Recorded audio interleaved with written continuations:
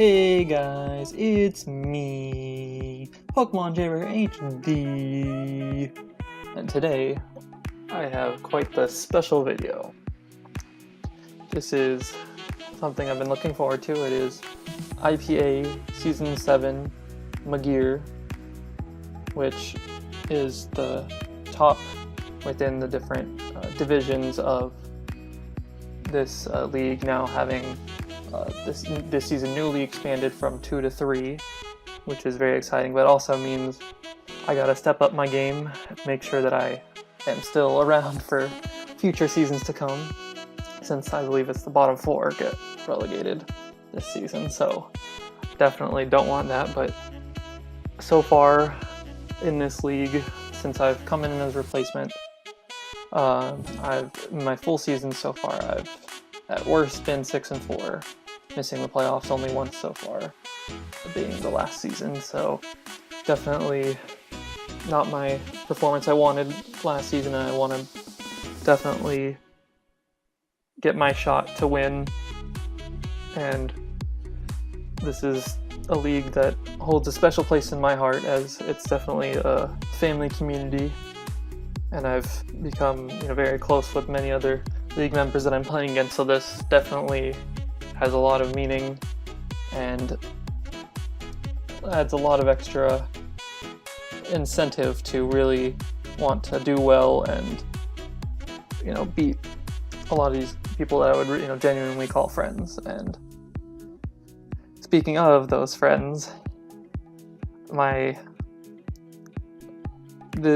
first pick is very interesting and has to do with some friends, but before I get ahead of myself here, I'll first break down that the draft for the IPA, it's completely points driven, so you get 100 to start. Each mon is worth anywhere from 1 point to 16 points, and you're allowed to draft as many megas as you want, which is unique compared to many, being that if you do have multiple megas and you decide to bring multiple megas to a match, they're required to hold the mega stone. So everyone knows that if you have multiple megas, then only one is going to be able to mega evolve, and one is holding the other mega stone and not any other item. And obviously with that, it implies that you do not have to mega immediately, or mega at all for that matter, with your mon. So you can definitely play mind games there, which is really cool. And then another aspect that not very many leagues do is that it's free reign on Z moves beyond the omni boosting Z moves.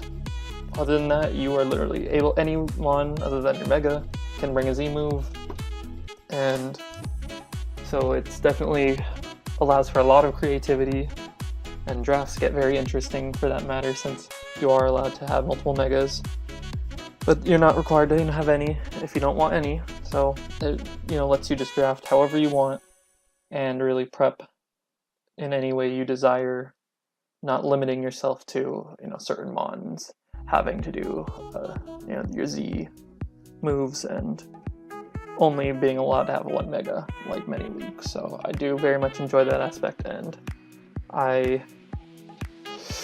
was the 5th overall pick out of 16, and my first pick,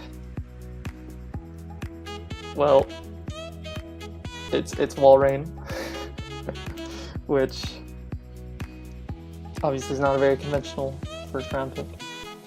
I would say that it definitely warrants some explanation here, which I would say that my good friend King, or Kingsicle, here, we were in a call with another one of our good friends here. Look, it's Tristan, and I'll link them both down below since I'm giving them a shout out right here. We were just playing some monotype randoms, and Tristan had mono ice while King had mono fighting, and so he's just about to win with, I think it was a already +2 Mega Lucario, and then Tristan sends out Walrein, and Walrein is King's favorite Pokemon. So King just decides nope, I can't defeat this. It is unstoppable. Walrein is just too good. So he throws the game, and Tristan just wins. And so then I'm thinking to myself, well, hey, if he's just gonna, immediately just throw the game if he's facing a Walrein and he refuses to beat Walrein, or knock one out, then hey, I should draft it. So I mentioned that, and he's like, no, you can't do that. I'm gonna draft it first. And so we get into that discussion, and at least for King and I, our history is that while we've played multiple times in the past in League, I think in regular season, I think we've played. I know we were in division together in IPA, where I think I swept that series. But then in another league, the IACL, where I think it was the first league that I was in with King as well, we played in the finals, and I happened to choose to bring Ice Fang, I think, over like Poison Fang on Mega Sharpedo, because he had both Hydreigon and Sylveon. But then when the game came around, Sylveon lasted longer than Hydreigon, so I chose wrong, and I deserved to lose. But being the smart player I am, I went for Waterfalls on Sylveon, and I happened to flinch it to where I could win the game. And so I stole that from him, and from then on, we've always wanted to beat each other very much so. He also ended up winning the IPA at I think maybe a month later or something like that, and we've talked many times where we would both have preferred at that time to swap, where I had a really dominant season in the regular season. I ended up losing in the playoffs to someone else, and then he ended up winning that season. And so I thought that, hey, I'd rather just beat King with his favorite Pokemon, and there's no guarantee that I'm gonna face him, and so it was a risk I was willing to take. However, within that call, he also said, you can't take it if I take it first. And we discussed, how early is either of us are willing to do that. And he was like, I'm willing to take it first round. And I said, well, you're not going to get it if I'm a higher draft pick than you. Well, I got the 5th pick, he got the 11th pick. I got Walrein. So, Walrein, first pick, better than you might think, is what I'm banking on here. Its stats look pretty solid, and its move pool looked pretty nice, so I'm counting on Walrein to be an important member of this team. The next member is Excadrill. And so in the second round, I went for Excadrill, because Excadrill is, solid hazard removal. It resists a lot of, it resists rock, it's immune to electric, it's, doesn't really share, the only shared weakness between Walrein and it is fighting, and I understand that once I pick Excadrill, Sand is probably a good choice later on. So fighting weakness, I fully understand that I'm going to draft a Sand core that's most likely fighting weak or shares weaknesses that I will patch up elsewhere. And so I felt that Excadrill was just a solid pick. I mean, it usually doesn't last too long, because a lot of times people in wheel positions like to just draft both so that no one can snipe their preferred Sand setter, and I haven't used this in a long time. So I was excited to grab Excadrill. I felt like there were some solid, fighting resists that I could pick up next. And I was, both Hippowdon and Tyranitar, the two main Sand setters, were on the board still after I picked Excadrill here. And there was, 8 picks in between me, because there's 4 people, so I figured, if there was one I preferred over the other of Hippowdon and Tyranitar, at least, one of them could be still available, so I could pick that next or whatever, and go accordingly, since going the other way, there's a lot more time in between my picks. Unfortunately, both Hippowdon and Tyranitar got picked within the next 3 picks, so both of those are out. So now I'm kind of counting on late round Sand setter being Gigalith or Hippopotas, because I'm gonna pick a Mega next, actually, which I wanted Mega Latios. However, that was the person got skipped, but was not very happy about being skipped, at their pick because they were going to pick Megalodios, and so since they had said it out in general chat that, you know, that everyone could see that he wanted Megalodios and wasn't technically allowed to get it at that time, I was like, you know what, fine. If, you know, this person was intending to take Megalodios and I wasn't, you know, it wasn't actually going to make it to me at this point, which I also didn't feel the pressure to take Megalodios in the, like I wouldn't need to take it with the second pick because 1 through 4 already had Megas and or a Dragon, so they aren't really threats to pick Megalodios because they all had, you know, something that kind of fills a similar role. So I definitely didn't, you know, want to take that away from someone who would, you know, gotten skipped because I, you know, just because of unfortunate circumstances. So I was like, you know what, well, there's another good fighting resist and Mega, but I'm gonna take it immediately because I don't want to, you know, lose the chance at getting it. I don't know if anyone's interested in it, but I'd rather take it than miss out, which ended up being Mega Altaria. And Mega Altaria does provide solid resistances to especially fighting here being the common weakness between them, and it kind of patches up, I think, with all three of these, they kind of patch up all of their weaknesses combined. So I think these three is just a core in their typings is absolutely amazing. You know, Walrein having that like 8 times weakness makes it thick fat. You know, helps with dragons, and dragons help with Walrein in general just because of the electric and grass weakness. So it's definitely nice. And then Excadrill definitely appreciates the fire, water resistances, while Altaria like really, you know, enjoys the poison and steel resistances. So I thought that these three is just a, you know, solid core to build on.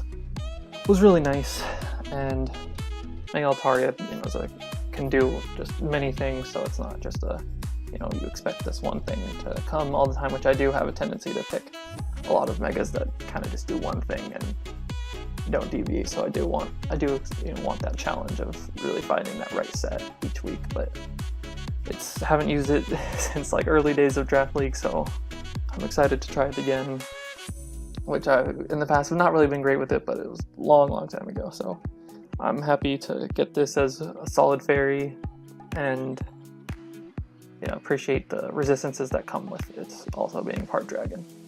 And so next up, when it came back to me, I realized, hey, typing wise, I'm not really looking for anything in particular, but I do need to start getting some speed because it's like base 65, base 88, and base 80. So I need something a little faster, and something that I thought was pretty decently priced was Mienshao. And Mienshao does provide 2 cool abilities in Regenerator and Reckless to either give it the added power or give it the added longevity. And it just, you know, high jump kick hits a lot of stuff. U-turns, solid momentum, it gets, you know, poison jab, stone edge, so the coverage is that it needs is usually there.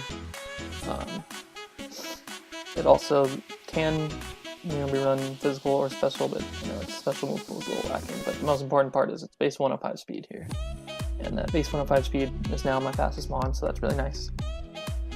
And it definitely is helpful in that I can now, you know, have a solid, you know, mon that just provides that immediate offense, and I think that's really important, especially when I have Altaria and Walrein that kind of need to, you know, set up themselves, or Excadrill that, you know, that really appreciates that support.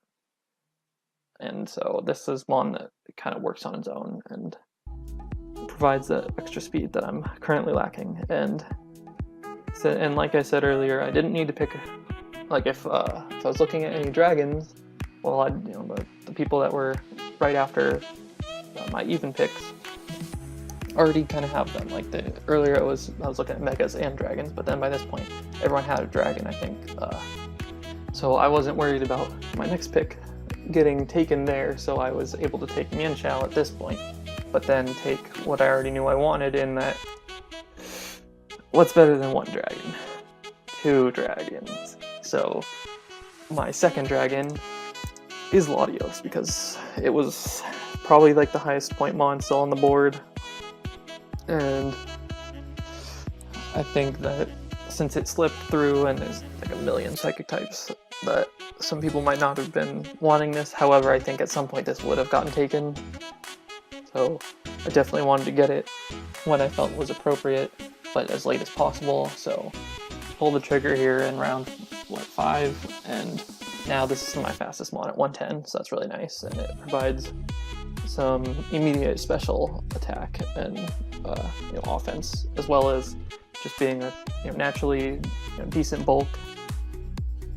And it's another fighting resist, so that's really nice since Sandcores tend to get fighting weak.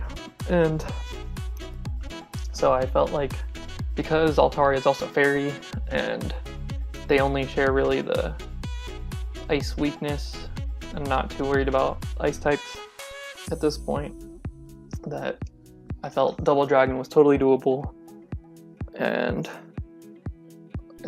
this is an amazing Pokemon just in general, so I'm not concerned about bringing both like Altaria and Latios to games. Like, I think that they can serve different roles, and honestly Altaria is used as a fairy, so this is more of my dragon stab user, and it's a psychic type, which psychic types as well as dragons just get a huge coverage move, so it's really useful, and I'm excited to get a chance to use it, since I don't think I've used Latios a couple times, but not very often, so that'll definitely be fun. And at this point I'm noticing I definitely have a fairy weakness with the last 3 picks being all weak to fairy, so I do want a poison type. And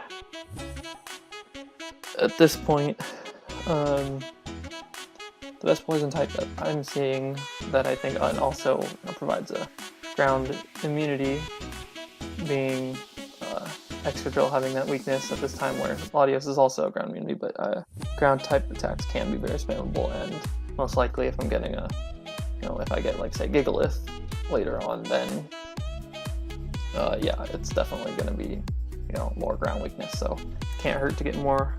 And poison type that's not weak to ground is Crobat, and Crobat now is like for the 3rd pick in a row fastest mon at 130, so it sets the pace, which is really nice.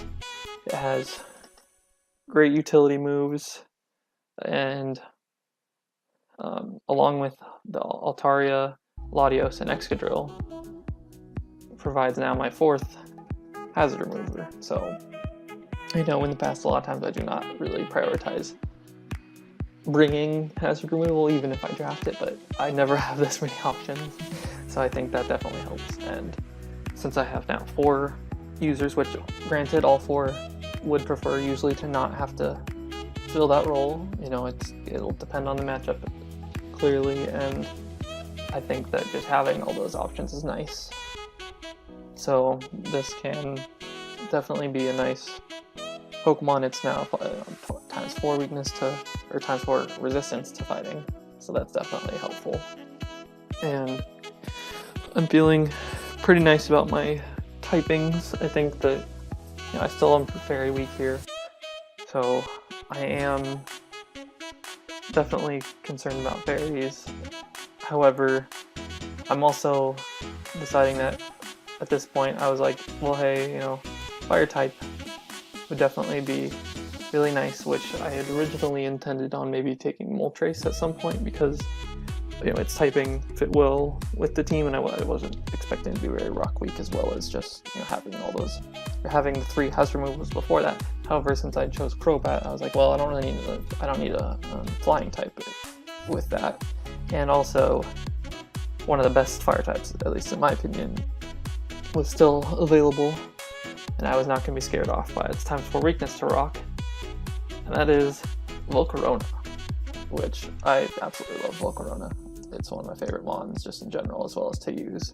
So nice base 100 speed, so again, creating nice speed tiers, and obviously just a huge giant setup threat, as well as providing immediate power.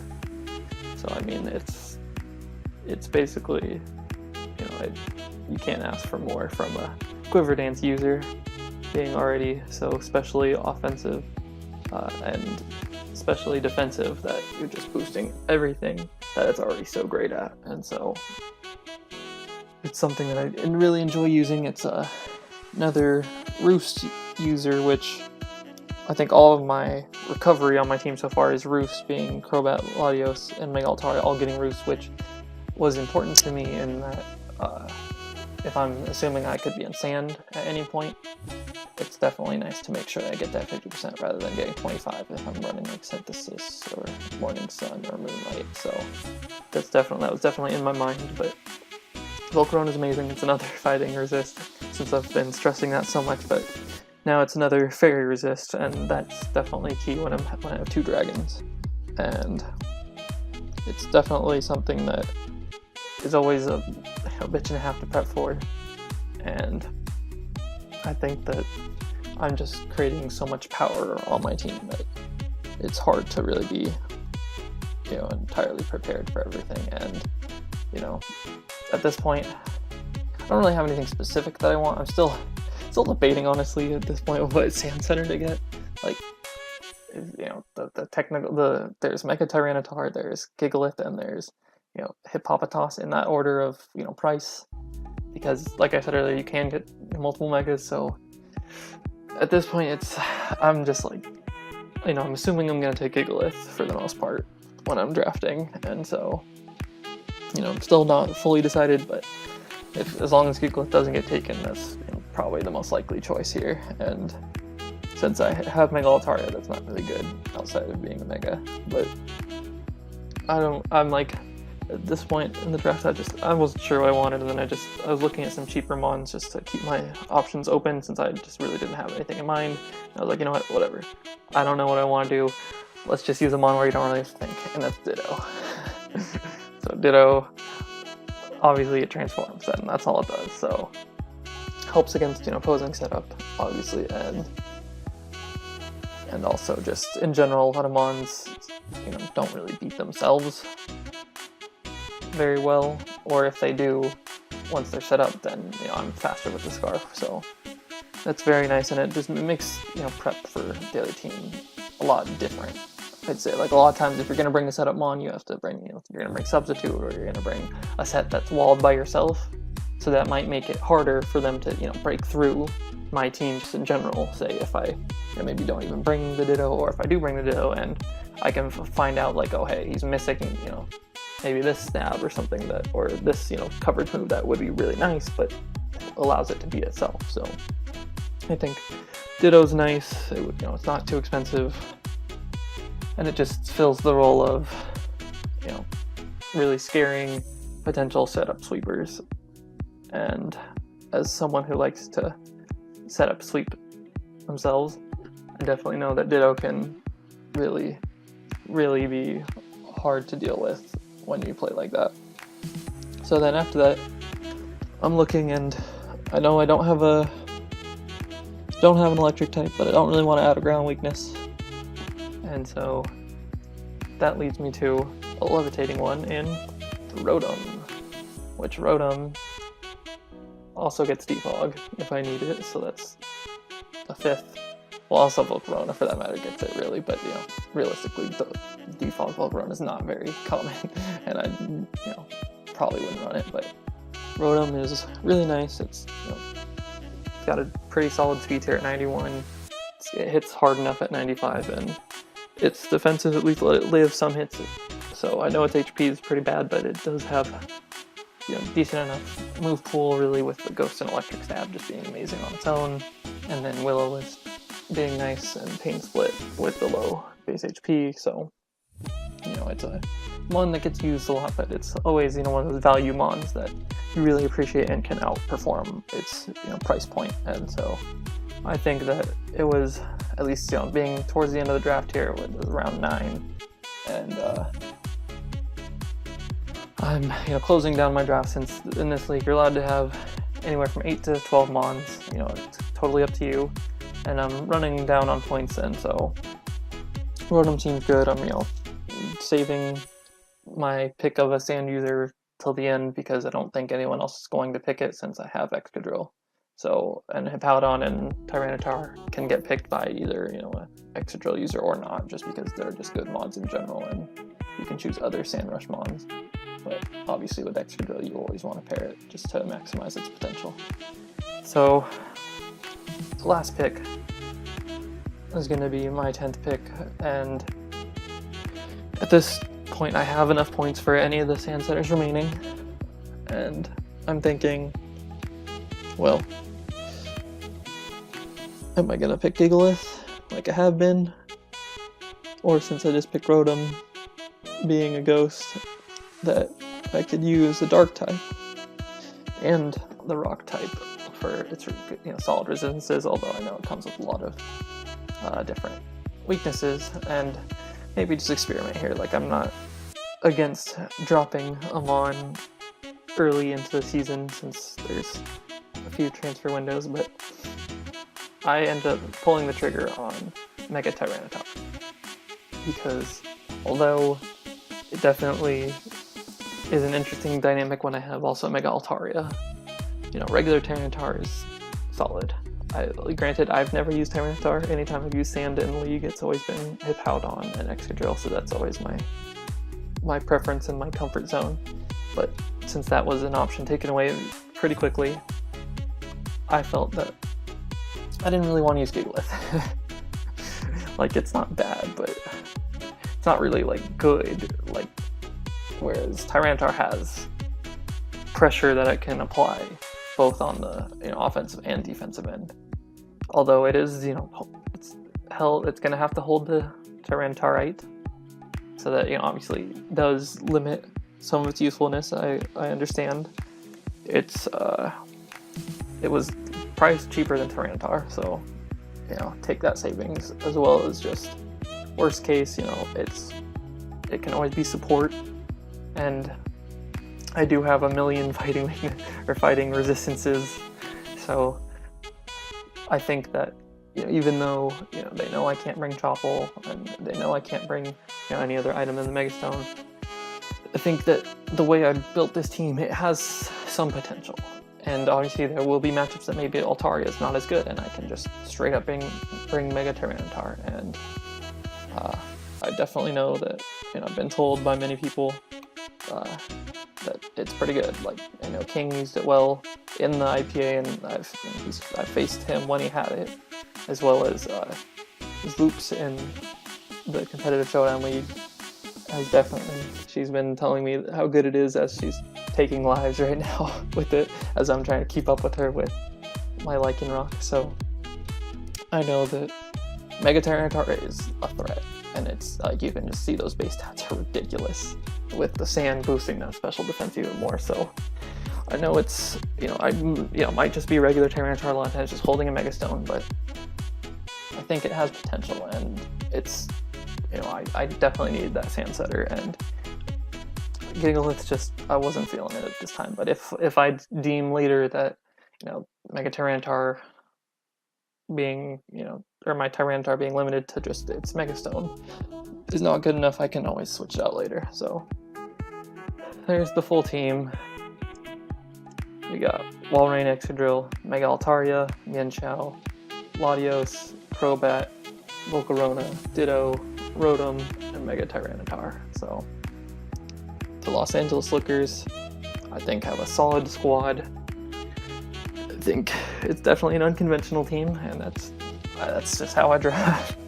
I love unconventional, since I've come to realize that a lot of times my team's a team that generally probably will only be successful with me piloting it, since it fits the way I like to play rather than more standard ways. So I think that I could have a lot of success this season, and I would obviously hope to end this with the championship. So thank you for listening, and I will see you next week with week 1. Bye!